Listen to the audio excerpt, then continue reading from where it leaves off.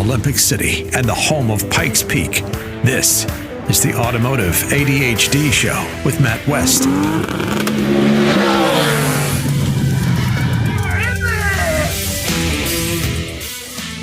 And here we are, rocking it on the Automotive ADHD Show, heard on the radio here in Southern Colorado on AM 1460 and FM 101.1 The Answer in Colorado Springs, and in the Wet Mountain Valley on 91.7 KLZR. Matt West here, hanging out with you, talking cars for the weekend. Got a loaded show for you. We got to move quick through things because I got a lot of stuff to talk about. Dodge gives us a look at the new Charger, just a brief look at it, but I'll give you the details and my thoughts. Also, a few weeks ago, I asked about your first cars, and you answered. We're going to talk about some of your answers and why I think it supports a theory I have about first cars and car enthusiasts. Also, last week, we had a tremendous cold snap. It was brutal cold, and I'm going to have a very special guest joining me here in the third half of the show to talk about what happens to your car when it's cold. What are all the things that happen to it? And should you start your car and, should you just start it cold and drive it, or should you let it warm up? And by the way, you might know this guest if you listen to the show, if you've listened to it for a while, that is. OBD1 Kenobi, Brian, a longtime career technician as well as an enthusiast himself. He's got a weird habit of making strange cars. So we'll get to that and more. We're going to play some of your car sounds as well on this edition of the Automotive ADHD Show. Now, before we get into any of that, this is way cool, by the way. So somebody has figured out how to get a 2004 Porsche 911, and are you ready for this, to run Doom, the video game Doom, as in the original, the old school Doom. Yeah, and so there's a group of people whose entire existence is defined by their ability to make certain consumer electronics that were never designed to run video games or anything run classic Doom. These people, and it's incredible. This is a community of people who do this, and this is interesting. So now what's cool about this is the 996 generation 911, so late 90s, early 2000s, around there. This one in particular is a 2004, and it has something I think is also fairly interesting, which is the Porsche PCCM Plus retrofit head unit. That's a mouthful, but what it is it's basically a custom head unit designed by Porsche to bring your old Porsche into the 21st century, or more or less into the 2020s now. It's got Apple CarPlay, Android Auto, stuff like that, maps, things. It's a touchscreen, but it keeps the classic look. Not classic, but it keeps the period correct look of your center stack there in your 911, which is great. Now granted, yeah, you can go buy any number of touchscreen head units to replace your old one that have Android Auto and stuff like that. But this is an official Porsche-backed one. That's great. I like seeing Porsche providing support to some of their older products. People tend to keep Porsches around longer than a lot of other cars. So this is cool. I'm sure it costs considerably more than just a regular any aftermarket head unit you could pick. I'm sure it costs tremendously more than that, but that's not the point. The point is, this guy, through some techno wizardry, some things that are above my pay grade, got it to run Doom. Now, how do you control the video game? I don't think that's the point. That's not the point. The point is the principle of it. I mean, the guys who do this are nuts, by the way. They get things like smart refrigerators and toasters to run Doom. I mean, like calculators even. Like anything that has some sort of display, these guys somehow will figure out how to get it to run Doom. And there's some steadfast rules of the universe, one of which being and I can't take credit for this, but one of which being, on a long enough timeline, all things will be LS swapped at some point. And also on a long enough timeline, everything can and will run Doom one way or another. So there you go. If it weren't for guys like this who do this, who get things running Doom, if it weren't for people like this, the world would not be. It would be worse off. In fact, the world may not even be here. I mean, really, we have our existence really to attribute to these guys. So. Good for them. I mean, they're doing God's work here. They're doing God's work. So anyway, hey, moving on here. So I promised you that I would talk a little bit about the new Dodge Charger. The new Dodge Charger. Okay, so the new Charger is interesting. So Dodge teased us the other day on Instagram with some shots of the new Charger. And they don't always do this, but, Dodge has a marketing strategy and they can be fairly consistent with how they do things. This new Charger that they showed us a pre-production model.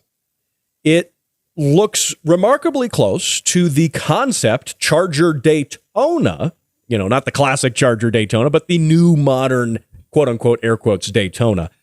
It harkens back to that. It's got the roofline of the old Chargers. It definitely has this classic looking Charger roofline, perhaps more so than the current 4-door Charger. And that brings me to what I just said there. It's a 2-door car, which is interesting. Now, the Charger before has been 2 doors. That's fine. But our current Charger that we've had for the past decade and a half or so has been a 4-door car. If you wanted a 2-door, you had to go to the Challenger, and they have been radio silent about the new Challenger. They may not even be bringing the Challenger back. We'll have yet to see. Now, Dodge does this thing though. They said that there's not going to be another Hemi V8 or well, they didn't say that, but they said we're discontinuing. This is the last of these Hemi V8s, and they do this thing that I like to call the classic rock band theory, because you get classic rock bands, whether it's Kiss, it's Motley Crue, is Def Leppard, or whatever. You get these bands, and what happens is they'll say, "Oh, we're doing the last tour. This is your last chance to see us live. We're doing our last tour, end of the road tour." And then what they do their end of the road tour. Everybody buys tickets because, oh my gosh, it's the last time I'm going to see Kiss, or last time I'm going to see, whoever, Aerosmith, right?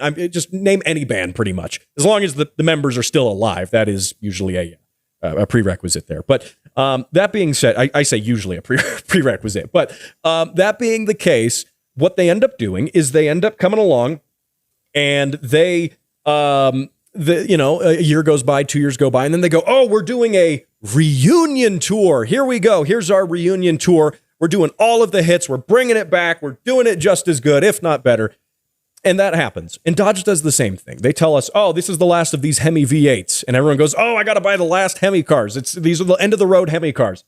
And then they'll come out with another one, or they'll make it, but it'll be a little different. And there might be a gap between it. And I think that's what's going to happen here. I don't think Dodge is going to know with their bottom line to completely discontinue V8s in their performance cars. Now, they are saying that some of their performance cars are going to be equipped with the Hurricane inline 6s, turbo inline 6. Cool idea. There's been some reliability issues with the early ones, but overall, I think that's a good idea. There's going to be, we saw a few months back a Ram TRX test mule with clearly a straight 6 in it. So, they're going to do that. They also want to move to some hybrid, some EV. Now, is this production prototype that we saw online? Is this what is it electric? I don't know. I couldn't see any exhaust pipes on it. But that being the case, some other shots of these Chargers on the production line clearly show a transmission tunnel and the architecture of the car, the bones of the car clearly look like they can still house an engine and a transmission. So are we seeing, I don't think Dodge is going to do this hard conversion to EVs on that. They know their audience, and they know that's not going to sell. They know the guys who buy these cars are not buying EVs for that reason. And hopefully if they do an EV version or a partially electric version or whatever, hopefully they don't include any of the ridiculous, weird, fake EV noises that we saw with the concept car. When they unveiled the concept car, they said, EV, the muscle has been electrified, right? And then it made these weird, like, cat meowing sounds, like, meow, and that was it. And they said, well, we're amplifying the sounds of the electric motor. No, come on, guys. Stop. It's fake. It's fake. We don't want it. Enthusiasts don't want that. It's disingenuous. I've talked about it before. I did a whole segment on this show about that. If I have an electric car, it needs to make the sound that it makes. If that's no sound, that's fine. You can't fake it. It's not real. Anyway, hey, we'll talk about this and more, and we'll get to OBD1 Kenobi. We're talking cold weather. We're talking EVs again, actually, and more, and maybe some of his latest projects. Coming up here on the Automotive ADHD show, right here on AM 1460 and FM 101.1 The Answer and 91.7 KLZR. Don't go anywhere. And now for how things work with an engineer. Rotary engines. Regret. And that was how things work with an engineer. More of How Things Work can be found at facebook.com/automotive-ADHD.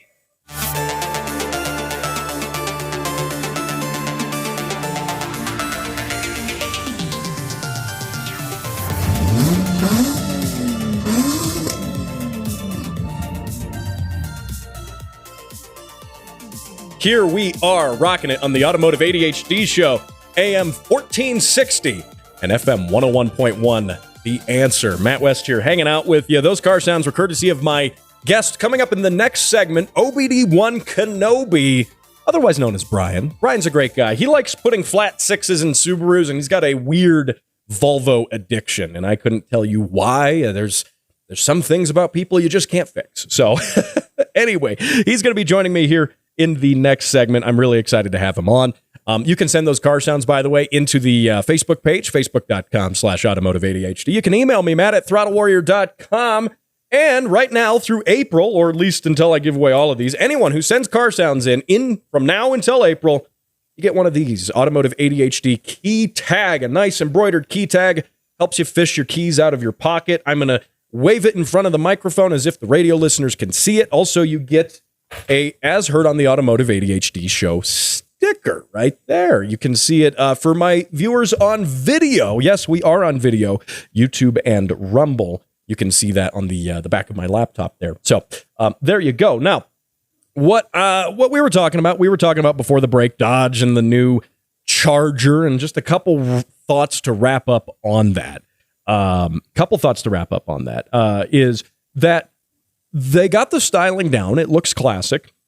That's good. They're bringing back the Daytona nameplate on it because they know nostalgia sells. And overall, it's probably going to be a good car. Do we know for sure if it's not going to have a V8? No, we don't. Do we know for sure if it's going to be hybrid only, electric only? No, we don't. Probably not, though. I can make some educated guesses, and I'm going to say no. Though they got the look down, they've kind of modernized the look. It's The front looks a little too squinty, in my opinion, right now, but I think it's going to grow on folks, and it'll probably grow on me. I mean, it's a sharp-looking car. Definitely looks, when you think of a Charger, it looks like a Charger. So, good job on Dodge for doing that. We'll see what they do at the drivetrains, though. I'm not sure. I'm not sure, but I have, like I said, some educated guesses on that. So, one thing I talked about a couple of weeks ago was, what was your first car? What was your first car, right?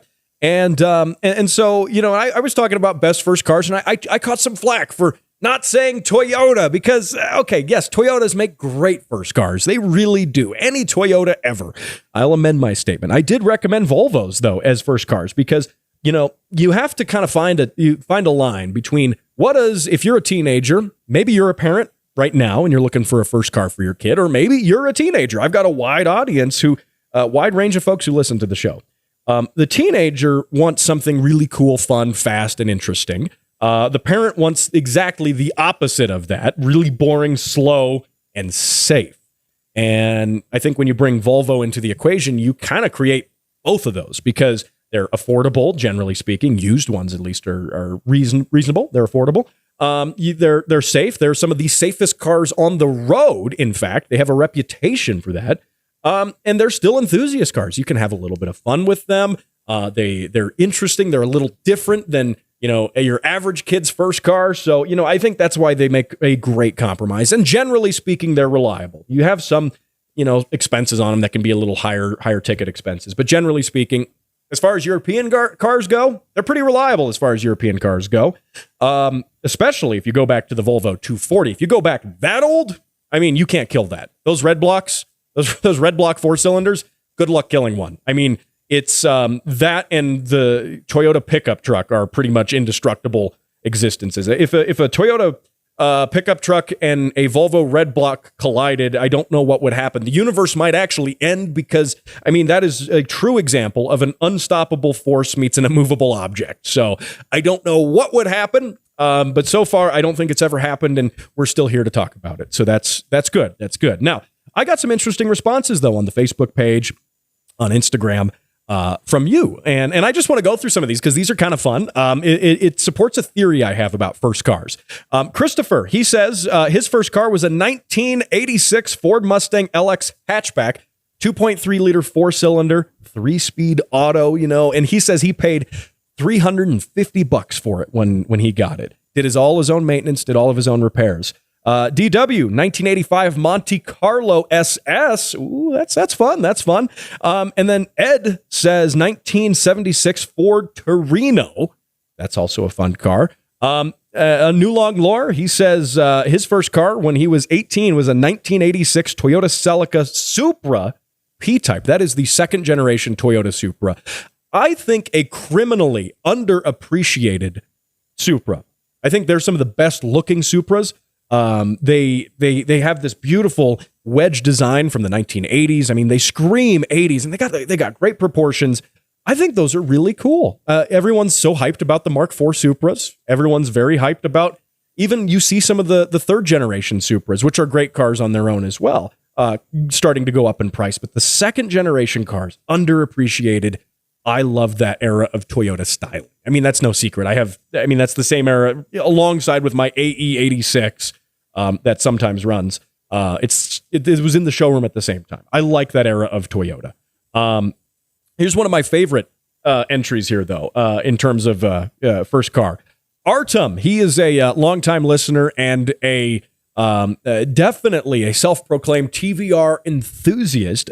By the way, he owns one of the few, if not maybe the only TVR Cerbras in the United States, and it's the same one that was on Car Trek. He bought it from like Ed Bolian practically. So so that's really cool. And he sent those car sounds into the show before. He said, and I'll read his post here. He said, "Wild 90s in a post-Soviet Union lawless Russia." And he puts a picture up, and you're gonna have to go to the Facebook page to see the picture. This is awesome.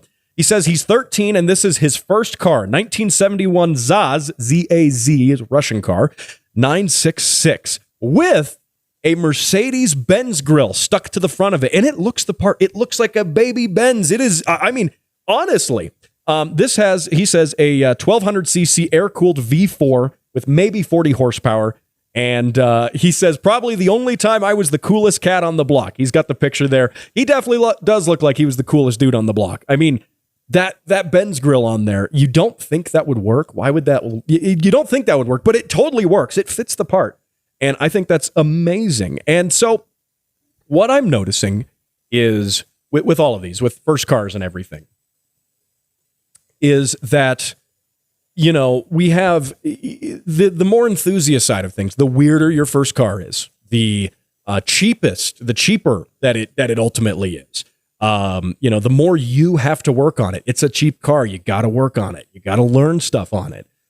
These all contribute to growing a car enthusiast. My first car was a 1988 Toyota 4Runner, and I knew nothing about cars with that, and I learned a lot working on it. Unfortunately, that car met an untimely demise. I actually didn't have it around very long. Got into a head-on collision with it on a backcountry road that I really wasn't at fault for, but and no one was hurt, but it completely destroyed the 4Runner, which was really sad. And but that being said, we learn with our first cars.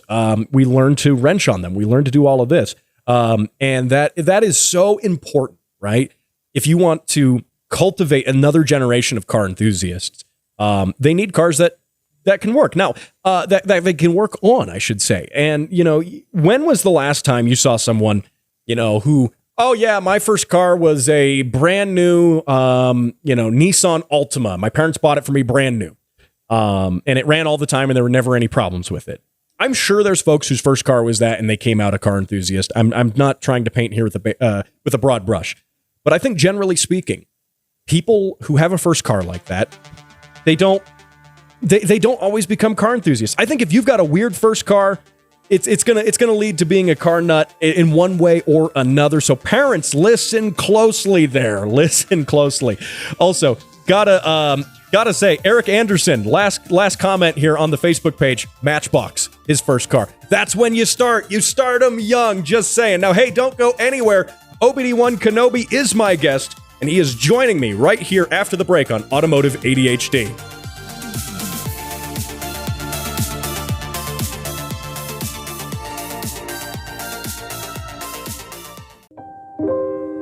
Every day, thousands go without the ability to buy necessary and life-saving parts.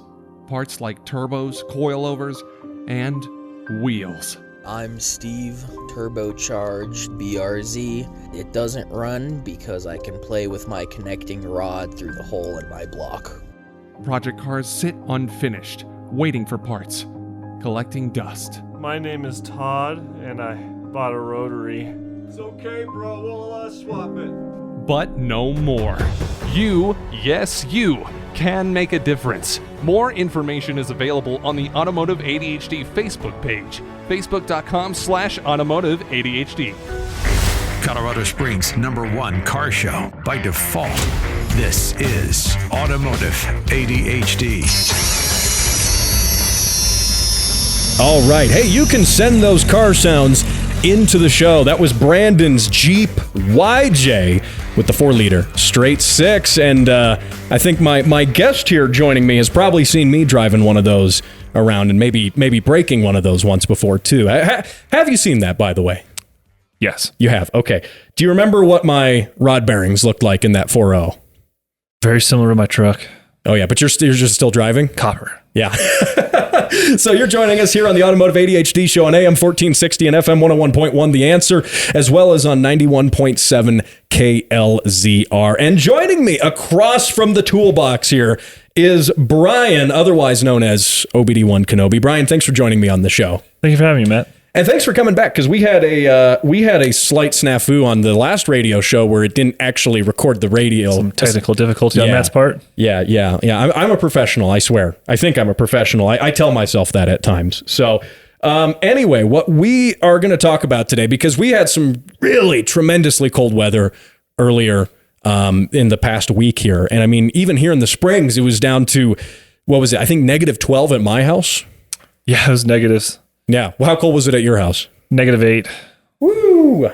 Yeah, and so the thing is, with the cold like this, it reminded me, perhaps painfully so, that I need to replace the batteries in multiple vehicles, because I tried going to the radio station the next day, and it was cold enough that my truck, my Tacoma, the daily that's supposed to be, reliable and start every day, the Tacoma didn't start. So I go to the Jeep didn't start. So I go to the other Jeep. That didn't start either. So then I finally had to dig out the jump pack, which was in the back of the truck. And because it was 12 degrees, the jump pack wouldn't start anything either. Yep. So then I had to bring the jump pack inside and charge it up for a little bit, go back out, and then actually start my cars. And so if you've been procrastinating on changing your battery, if you've been letting it go long, if the car's cranking a little slower than it usually does, the cold will remind you to do that. But the reason I want to ask you this, Brian, is because as a technician, you've been working on cars for over almost a decade here now. How long have you been working on cars professionally? 8 years. Working on 9. Working on 9 years professionally. And so what, in your opinion, changes when cars are cold, right? When we have these horrible cold weather snaps, mechanically speaking, what's happening with your car? Well, most people go straight to the engine, but there's so much else that's also experiencing the cold. You get in your car, LCD screens don't refresh. They're all ghosted. Wheel bearings, all very tight and taut because the grease is cold. And if you think that's cold, so is the fluid in your trans, so is the fluid in power steering, so is the brake fluid, so is pretty much everything is turning into syrup. Obviously, the engine's going to be sapped for heat. So you're going to have your climate system on full tilt heat, trying to defrost those windows and trying to warm yourself up. So you can imagine a lot of the energy is getting used in friction. Right. And as well as trying to warm yourself up. The car is as cold as you are sitting in the car, yes. if not worse, because you just came from a warm house or a warm office building or something. I think it's more interesting to talk about how many other things besides the engine actually are affected by the cold. Right. Like the other day, it's kind of interrelated, but our Dodge Dakota starter started sticking when in the cold. That's right. You were telling me that. Yeah. And then I couldn't use the LCD screen in the XC90. It was a blur. It's a total blur. There's a lot of things that are just affected by the cold in that. I mean, you can't take a car apart when it's cold. Yeah, you don't. At least not the interior. You really don't want to. I mean, yeah. You really don't want to. Now speaking, that was things aside from the engine, but speaking of the engine, right? This is a topic that's always contested. We've talked about it before on the show, but we have some new listeners maybe joining us on the radio, which is how long should you let the car warm up? Do you let your car warm up at all? Do you just get in it and send it? How do you look at that as a technician? I could be misled on this, but from my understanding, newer technology is supposed to have you basically hop in your car and let it warm up for the minimum amount of time and start driving it right away. People obviously are more accustomed to letting their cars warm up for lots of reasons other than just the engine's health or performance, but more of comfort. Right. So your climate system's heated up and the windows are defrosted and whatnot. But from my general understanding, they would like and prefer you to be in your car driving right away. I think mainly due to emissions. Really? Because, I've heard that you need to get the catalytic converter, right? The catalytic converter is most efficient at a certain temperature. So it's important that you heat that up, right? Yeah, the catalyst doesn't work unless it's at the temperature.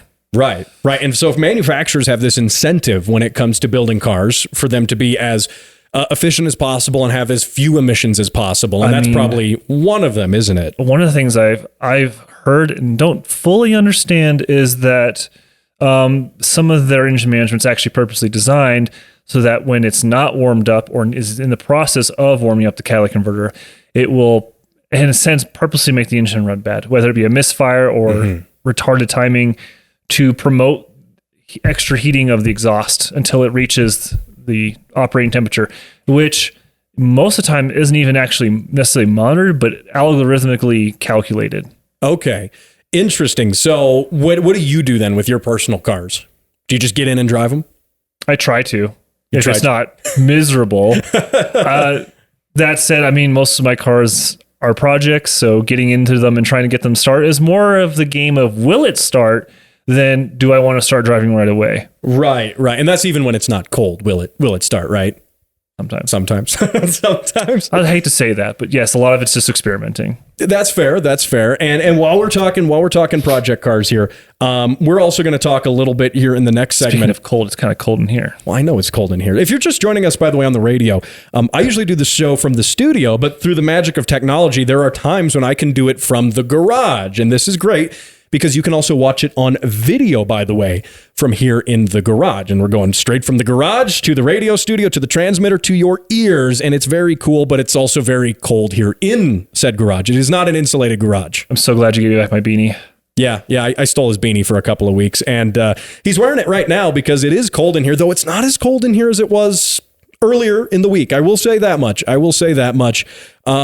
Now, we're going to talk a little bit, too, in the next segment about EVs. I think that's going to be really interesting to get into not only how do EVs behave in the cold from a mechanical perspective, how do they behave, but also, Brian, your thoughts just in general on EVs and how that landscape has changed now. How from, you working on them, how are manufacturers training technicians to work on them? How is that transition going? We've got more EVs and a lot of manufacturers sell gas cars still, but have EVs in the fleet. So we're going to get into all of that and more here in the next segment. But before we do that, let's talk about some of your personal project cars right now. Yeah, let's talk about that because you've got a few project cars that are actually kind of fun. And I've played the car sounds on this show before, namely a flat six swapped Subaru. Tell me about that.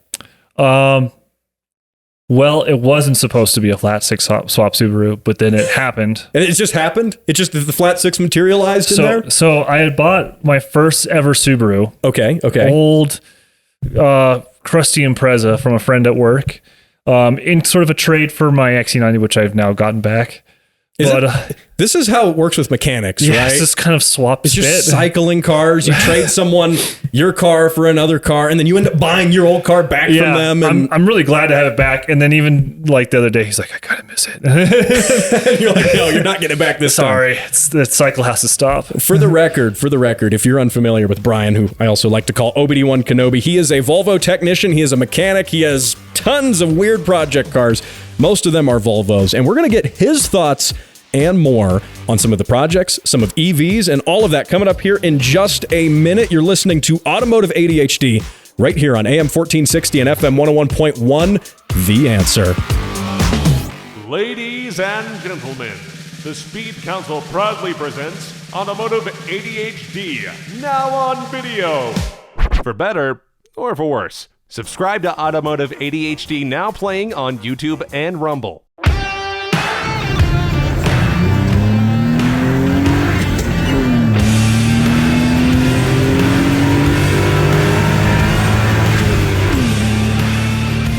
All right, and here we are. We are back on the Automotive ADHD show, heard around Southern Colorado on the radio and sometimes online as a podcast as well. This is really fun with the car sounds because you know as a listener what those car sounds are because there's a good chance you sent those in, especially if you're Patrick and you sent those car sounds in because those are his.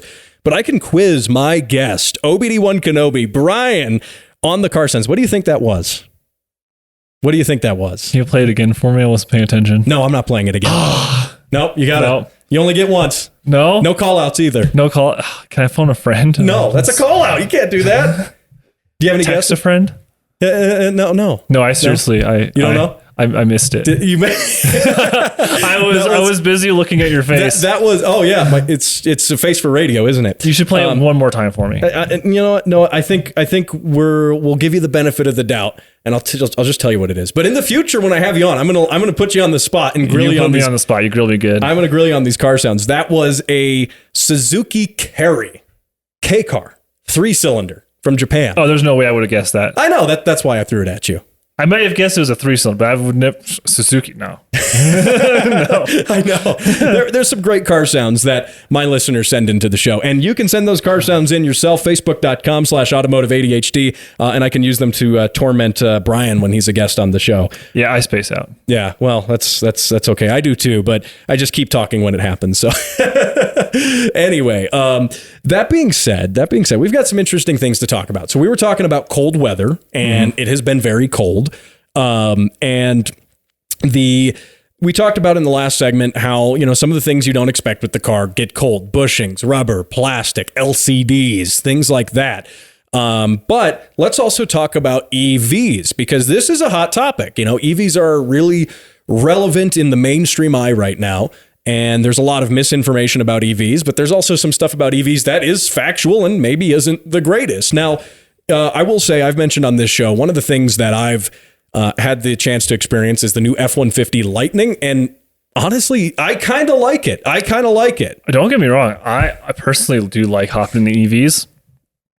I do have some complaints about the way that they're styled or the way that the creature features and the controls are set up in these cars. Yeah.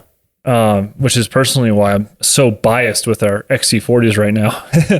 Because I think they're like one of the only EVs I've gotten into where it just kind of feels like a regular car. Really? It's pretty close to the current lineup of cars we have. I mean, unfortunately, all the manufacturers are going to these touchscreen tablet sort of center screens that handle all the climate and the radio and all the features. Well, they make them feel like smartphones on wheels is what they're making them feel like. They literally are. Our SPA 5 generation has 2 different SIM cards. Wow. That's more SIM cards than my actual smartphone has. Right. And it's a car.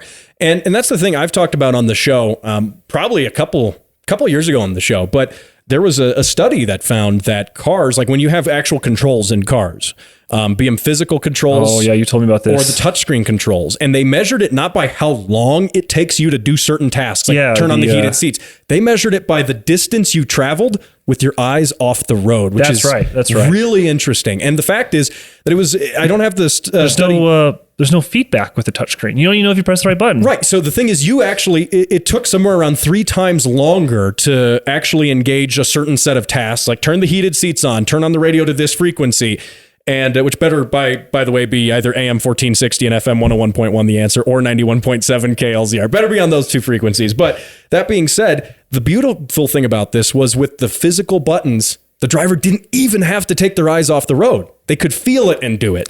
I'm pretty sure that any of my cars, I can easily set the climate controls up way faster than any of our tablet cars. It honestly bothers me a lot that they continue to do it. And I think they really need to go back a step and kind of realize that maybe the touchscreen doesn't belong in the car.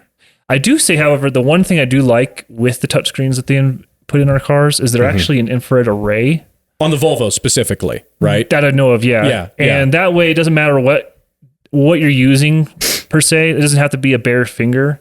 You could use a pencil. You could use the edge of your phone. You technically can just use it just about anything to touch the touchscreen, and it feels just like a capacitive. It's even multi-touch. Right. But it works with gloves and things like that because because the screen isn't looking for you actually touching the glass. It's not looking for you to interrupt the array. Right. And so now that's one thing. I agree with you on electric cars. They all have to have touchscreens. They all have to have a lot of this. I think there would be a market. I don't know if it would be the primary demographic car makers want, but if you made a bare bones, stripped down electric car that just worked and behaved like a regular car, I feel like people would buy it. Another thing too, sorry, my hand was covering the microphone there. The other thing too is the other problem we're having with, and I'm not saying this is a Volvo specific thing, per se, but a lot of the problems I'm seeing with these cars that are going to a more sophisticated center tablet screen is that they're relying on a heavier, OS, which requires boot times, updates, and they become less and less reliable. And we actually see a lot of them crashing or the internal hardware failing from heat. Whereas, a typical system with a dedicated little, processor that maybe has a few kilobytes of data on it that just handle a couple basic things, move dampener motors via LIN bus. Right. They just work. Right. They just work. Why overcomplicate things? Well, that and moving that into some of the other things with EVs that we don't like is just the repairability, I think. As a consumer who likes working on your own vehicle, it feels like EVs, and I don't know if your Volvo platform ones are so much like this, but it feels like every part of them, and Tesla's the biggest, I think, offender of this, which is you can't, even if you want to do the work yourself, they won't sell you the parts for it. They are the sole proprietor of all the parts and the distribution for it. I will say, as a technician, this is my perspective on it, and I don't think it's the best perspective, but just to see it from like what we're coming from, as far as we're handling with the manufacturer and the way that they're training us to handle these cars, is they're treating these cars a lot like a hot potato. Like they're incredibly dangerous. They treat these way different than gasoline cars. Well, it is high voltage, which is dangerous. There's a lot of risks involved when dealing with high voltage. And for example, even if you get electrocuted and you walk away from it, they expect you to hospitalize yourself because your blood, could be boiled. Some per se, I'm not super privy on all of the details, but like, I guess your blood, if you do get electrocuted for a good amount of time, your blood can become acidic. Really? Yes, and it could actually kill you later on. So you might survive the initial shock, but wake up dead. Be dead tomorrow. Very shocking, by the way. Very shocking. Have you ever heard of anyone in the technician space getting hurt doing that, or just working on an electric car in general? Maybe not specifically getting hurt or shocked, maybe shocked, but I have heard of some mishaps with batteries getting shorted and then being swiftly put outside while they burned it down.